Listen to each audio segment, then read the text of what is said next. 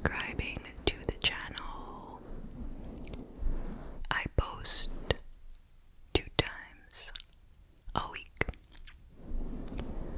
on Monday and Thursday at 6 p.m. Eastern Time. I recommend using headphones if you would like to hear the gentle mic brushing. Please stick around at the end of this video for some extended mic brushing to help you relax or sleep.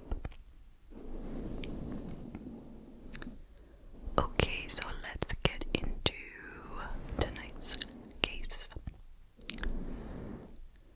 Tonight we are traveling to Sweden. Shout out to all my friends in Sweden.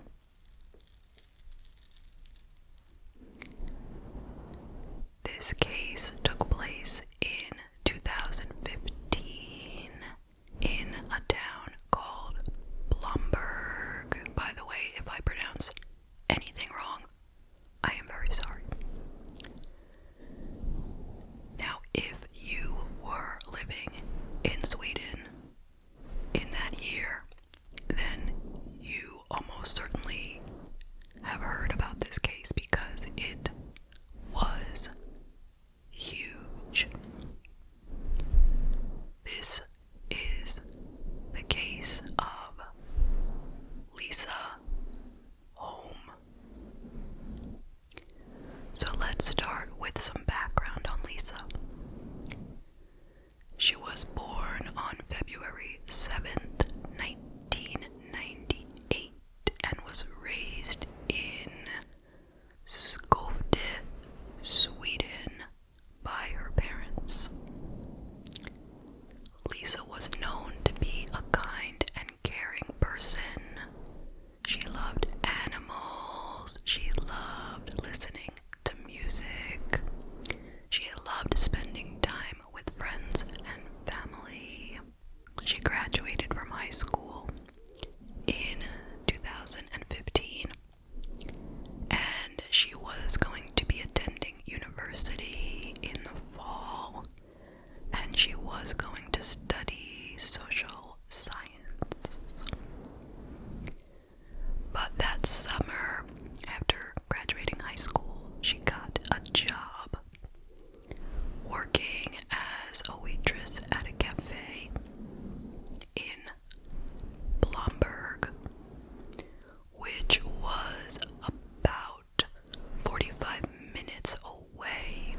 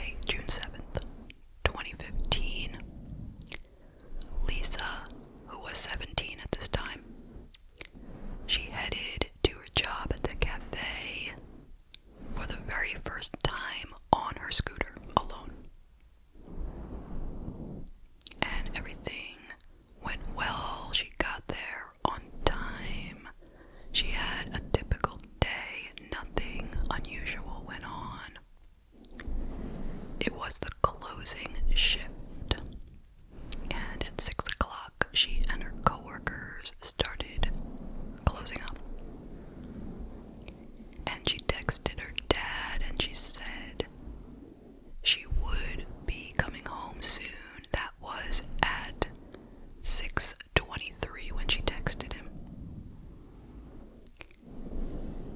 And then a few minutes later, her dad received like a pocket dial from her. It was a phone call, not a text, where he could hear just chatter in the background. He could hear Lisa and her coworkers just talking. They seemed happy enough, cheerful, and he didn't think anything of it. Now, by 7:30, she wasn't home yet, and he and her mother were getting a little nervous because it was her first day riding on the scooter. So they were hoping, that she would get home promptly without any troubles. And remember, it was about a 45-minute trip. So by 7:30, she definitely should have been home. So they called her repeatedly, but the calls just kept going to voicemail. So the father decided he would drive over there and see if maybe her scooter broke down along the way or something. So he did that, and he looked everywhere on the road as he went, and no sign of her. But when he arrived at the cafe, he was pretty relieved because he saw her scooter was still parked outside. So he's like, oh, great. I guess she didn't leave yet. And he headed into the cafe, but when he got closer to the scooter, he realized that her keys were in the ignition. And he knew that she wouldn't be that careless, especially on her first day using it, She wouldn't have just left the keys in there. And the cafe was closed. There was nobody around. He searched a bit for Lisa, but he didn't find her. So, of course, he contacted the police. And once they came down and did a little search and saw that she had left her keys in the ignition, they believed that this was an abduction, not a runaway. Just based on that scenario, which makes sense. It's as if she was about to drive away on the scooter when somebody possibly abducted her. So they began a full search. They brought a police dog. Now there was a barn right across the street from the cafe. So of course they searched this barn. It was a big barn with a few rooms in it. And they brought the dog in, and they found nothing. And they continued the search overnight. And the next morning, they announced to the press that a teenage girl had gone missing. They did not give her name or a photo. I don't get it. Just a side note from me. Why? What would ever be the reason not to release at least a photo? What's the point of telling anyone that someone went missing without a photo? But this is how they did it. I'm not criticizing. I'm sure they have their reasons. So, also that morning, some farm workers went into the barn that the police searched with the dog, and they found a motorcycle glove in the barn, and they handed it over to their boss. I guess guess they were aware, that this girl had gone missing, I guess.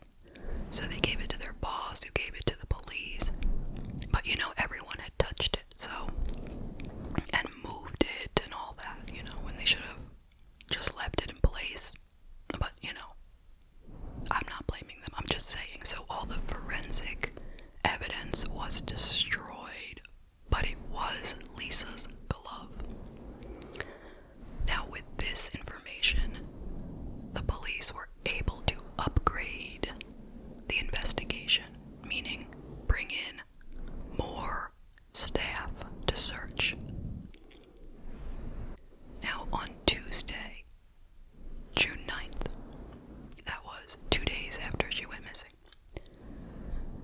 the search party found some of Lisa's things along a gravel road not far from the cafe and the barn. But it was kind of a road that was off the beaten track. And they found there a smashed cell phone, receipts, a credit card, a train ticket. All belonged to Lisa. And later on that day, they also found her house keys and driver's license. The next day, Wednesday, June 10th, the Swedish organization Missing People was called to help with the search. And this search party really searched high and low for Lisa. They emptied mineral wells, scoured buildings, and waded through all the farmland. But at this point, the police and Lisa's family decided it was time to release more information to the press. So they released her name and photo.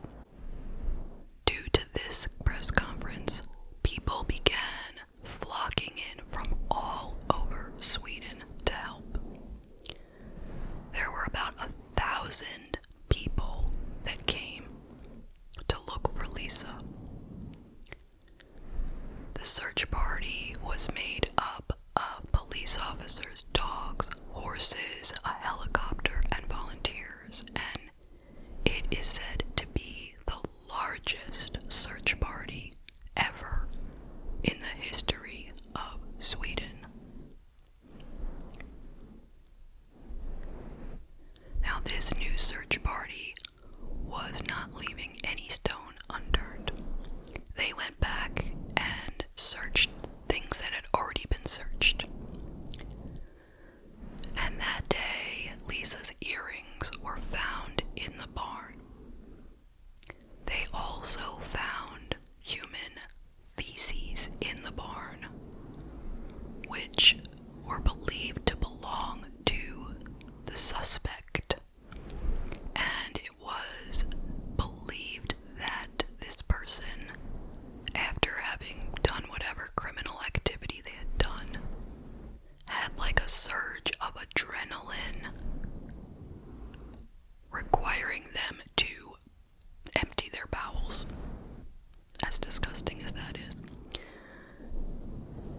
On Friday, June 12th, the Missing People organization searched the Mardorp farm, which was a few kilometers away from the cafe, and it was owned by the same people who owned the barn.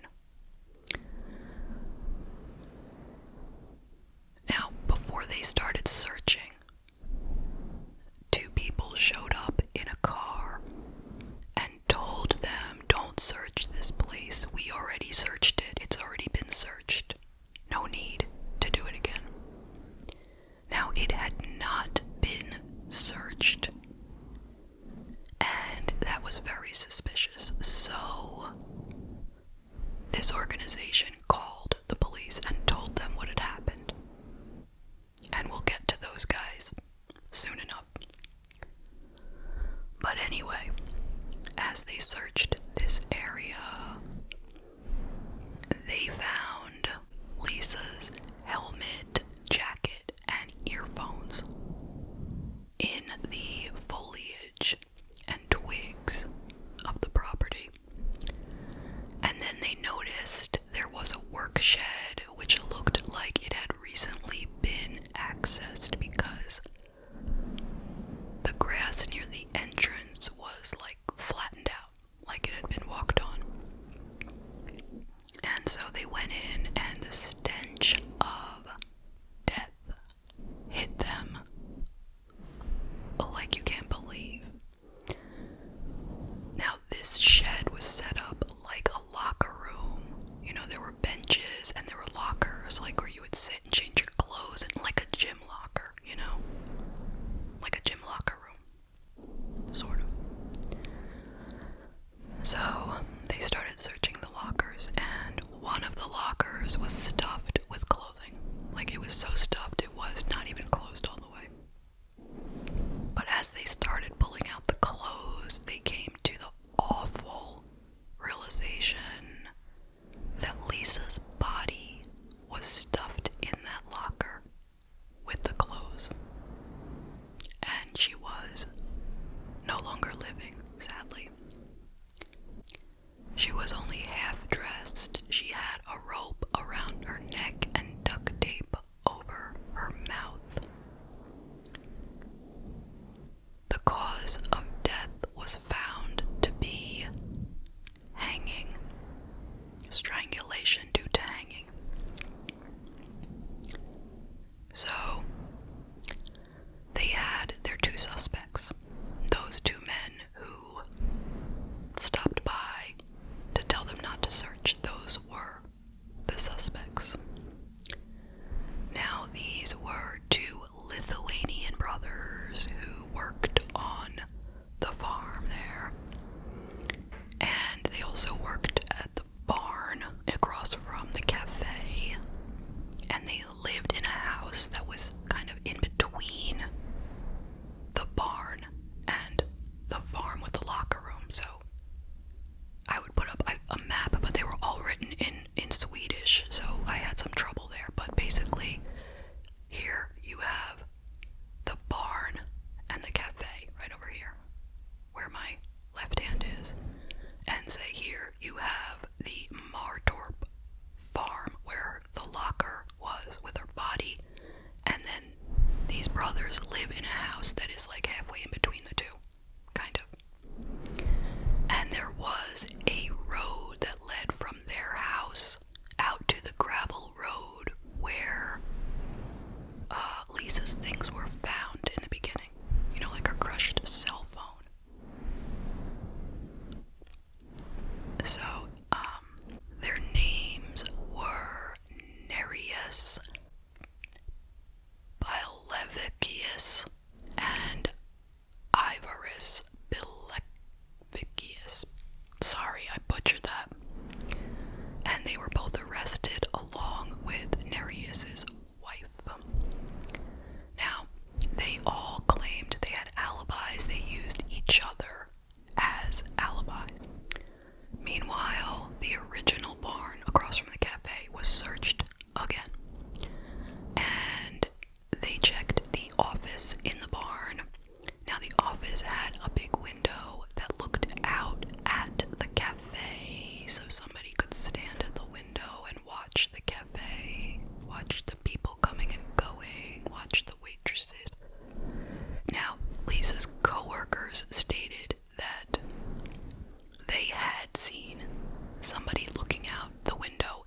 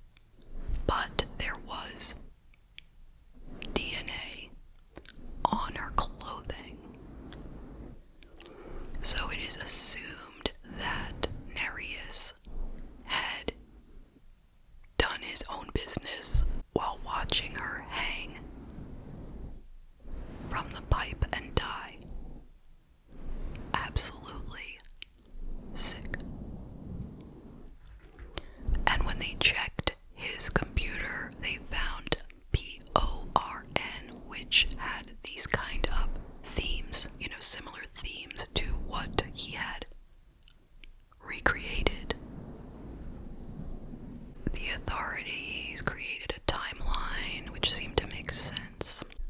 They heard from a witness who said that right before Lisa was abducted, a car with a man who did not speak Swedish, but he spoke to her in English, asking for directions, and then he asked her to come in the car, but she refused. So then he must have headed over to the cafe where he saw Lisa, probably asked her for directions. She possibly stepped away from her moped, which she had already put the keys in, went up to his window, and then he must have grabbed her, brought her to the barn, and well, you know the rest. He then took her to the locker where she was found, stuffed her in there with her clothing, disposed of her belongings along the way, and there you have it. But he still had that alibi that they had to check again, so they spoke to his brother, and when they presented the brother with all the new information that they had on Nereus, he told them the truth. He told them that he had lied about being home with his brother that night. He said that Nereus had been out, and when he came home he was acting weird, and he washed all his clothes in the washing machine immediately, and then he asked his brother to lie for him because the police would definitely suspect it was them simply because they were non-nationals. Because they were from Lithuania, they would automatically be suspected of the crime. The trial took place in November of 2015, and Nereus was convicted of murder and given a life sentence to be served in Sweden.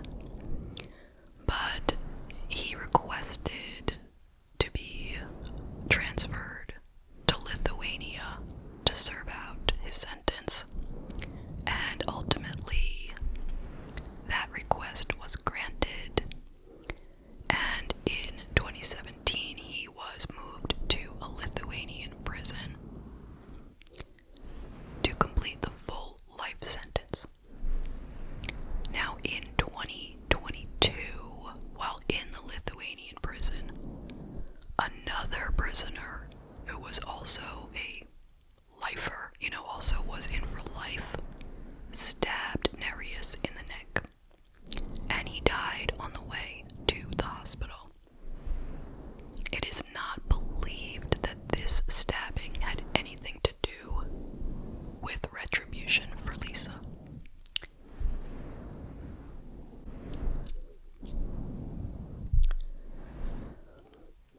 Now back to that clock countdown YouTube video that I mentioned early in the video. The title of the video being 13 represented the number of days between the time when the video was posted and when Lisa went missing. It was 13 days. And not only that, the username was Lisa Holm. So, internet sleuths everywhere believed that this showed that the murder was premeditated. Somebody had posted this ahead of her disappearance, knowing what they were planning on doing. But here's the thing. It turned out that it was titled 13 after she disappeared. The title must have been something else before that. And the channel name was changed to Lisa Holm as well. So it was a complete hoax. Now I am wondering, why did they make a video like that to begin with,